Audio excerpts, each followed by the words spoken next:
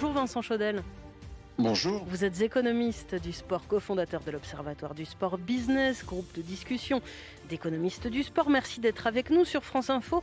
Les prix de ces billets pour les Jeux de Paris sont finalement dans une sorte de moyenne, beaucoup plus cher que Rio, mais moins que Tokyo, mais un peu comme Londres. Oui, mais de toute façon, on est sur des événements qui sont mondiaux, qui retiennent l'attention du monde entier. C'est un peu comme une Coupe du Monde où on pouvait dire que les places sont très chères, mais de toute façon, il y aura toujours quelqu'un qui voudra l'avoir. Et il faut dire la vérité, c'est que sur ce genre d'événements, on accueille le monde entier. Donc, si vous êtes fan d'un escrimeur de votre pays, et si vous venez, je sais pas moi, de l'autre côté du globe, vous allez venir en France pour quelques semaines et vous allez payer par rapport à cela. Juste un exemple qui n'est pas notre sport, mais la semaine dernière, il y a eu le Super Bowl. Un fan de l'équipe, des deux équipes d'ailleurs, pouvait dépenser jusqu'à 10 000 dollars pour son déplacement, son avion, son hôtel. Donc on est sur ce genre d'événement. C'est pour une Coupe du Monde de rugby, pour des Jeux Olympiques. Les étrangers se prévoient un budget et ils en profitent pour faire beaucoup de choses à la fois. Qu'est-ce qui explique que les prix grimpent si haut ? Normalement, combien doit-elle rapporter cette billetterie ? Alors en fait, faut garder à l'esprit qu'on a 13 millions de billets sur ces Jeux Olympiques et que pour l'instant, il y a 3 millions qui sont mis en vente. Et donc, il va y avoir plusieurs phases de tirage au sort, plusieurs phases de commercialisation. Il y a la phase également aussi de commercialisation à travers les places entreprises, les places VIP. Et vous avez donc bien évidemment la volonté de vendre des places à médaille d'abord, et puis après vous irez sur d'autres billets par la suite. Donc des places à 24 euros, il y en a eu peu, mais il y en aura d'autres, mais il y aura peut-être plus nécessairement celle que vous voulez, ça c'est une évidence.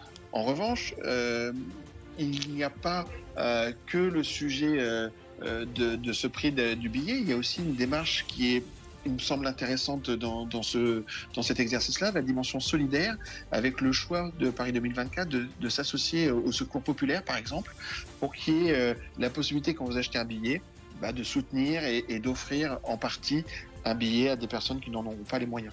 Est-ce que plus largement, les Jeux Olympiques, les Jeux Paralympiques peuvent se faire sans dépassement budgétaire ? Que nous disent les éditions passées ?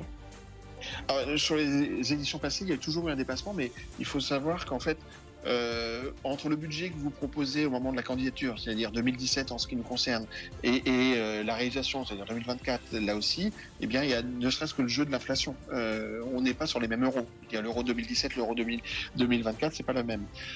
Vous avez aussi le sujet des infrastructures. Alors dans le cadre de Paris 2024, il y a très peu de bâtiments à construire. Tant mieux, donc très peu de risque de dérapage à ce niveau-là. Il y a quand même un impact de l'inflation, en plus dans le contexte que l'on connaît évidemment, mais sur ces infrastructures, quand je pense au village des athlètes ou du village média, ce sont plutôt des décalages de trésorerie, parce que si ça vous coûte plus cher, de toute façon vous allez revendre plus cher ou louer plus cher après. Donc ça, c'est le sujet budget. Il n'est pas très inquiétant dans le cas de Paris, hormis peut-être le sujet de la cérémonie d'ouverture qui, elle, peut poser question en termes de sécurité. C'est l'aspect sécuritaire qui peut être le plus inquiétant. Avec la question du recrutement d'agents, comment vous qualifieriez le sentiment des Français, des Parisiens, peut-être plus précisément, avant ces Jeux ? On sait qu'on parfois on a vu par le passé des sentiments anti-jeux. Là, on est dans quel état d'esprit ? Je pense que le sujet des Parisiens actuellement, il est plutôt le sujet lié à la vie dans Paris qu'au niveau des Jeux. Je pense que il va y avoir une montée de l'intérêt à mesure que l'on va se rapprocher des Jeux, mais juste pour comprendre que des Jeux Olympiques, ça arrive probablement une fois par siècle, et on accueille le monde entier. À Londres, Boris Johnson, qui était à ce moment-là le maire de Londres, avait invité les Londoniens 3 mois à l'avance de dire, sur cette période-là, n'hésitez pas à partir un peu à la campagne. Et c'était les Jeux de 2012, si je ne me trompe pas. C'était les Jeux de 2012. C'est clair que ça va perturber pendant un mois le quotidien des Franciliens et des Parisiens en particulier. Mais c'est un événement populaire quand même, globalement. Exactement. Et c'est un événement où on va croiser des populations. C'est ça qui est magique dans le sport. sport, c'est que, et on va en avoir un goût déjà avec la Coupe du Monde de rugby cette année. Cet automne. Exactement. Le sport, c'est un générateur d'émotions et de croiser des gens de différentes cultures. C'est ça qui est passionnant. Il y a quand même cette question, effectivement, vous évoquiez cette initiative des organisateurs avec une ONG pour aider, avec une association pour aider à offrir des billets aux plus défavorisés, mais les organisateurs des Jeux de Paris promettent des jeux populaires, accessibles à tous. Là, tout de même, on a des billets qui peuvent effectivement coûter cher, même si, vous nous le disiez, Vincent Chaudel, certains sont complètement prêts à mettre le prix à payer. Tout à fait, mais il faut garder à l'esprit que je vous ai parlé de 13 millions de billets. Il y a 500 000 qui vont être donnés à l'État, du moins en contrepartie du financement de l'État, bien évidemment. Donc que l'État va pouvoir utiliser pour remercier ou embarquer selon les territoires. Et puis il y a 500 000 qui vont être dédiés aux collectivités.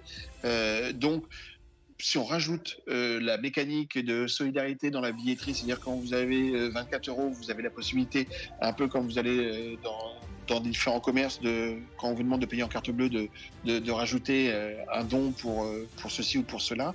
Là, en l'occurrence, on va vous proposer de mettre 2 € pour contribuer à un billet qui sera offert par le Secours populaire à des personnes nécessiteuses. Donc on a cette dynamique-là solidaire qui me semble intéressante et qui correspond à l'ère du temps. Et en parlant d'air du temps, là on parlait des Jeux olympiques et paralympiques de Paris 2024, on a parlé de Londres, on a parlé de Tokyo, mais est-ce que vous pensez qu'à l'avenir, ce sera fini, les capitales olympiques ?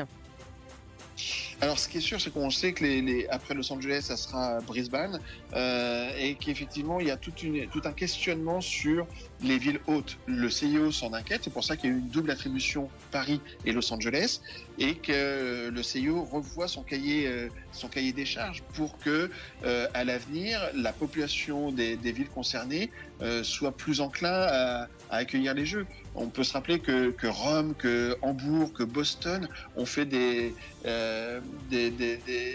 votes populaires qui ont refusé les Jeux, des référendums qui ont refusé les Jeux. Donc la candidature du moins. Donc c'est un vrai questionnement. Je pense qu'aujourd'hui le sport est interrogé sur sa dimension environnementale. Ce genre d'événement, moi je dis toujours que des Jeux ne sont pas là pour gagner de l'argent, mais pour faire gagner du temps.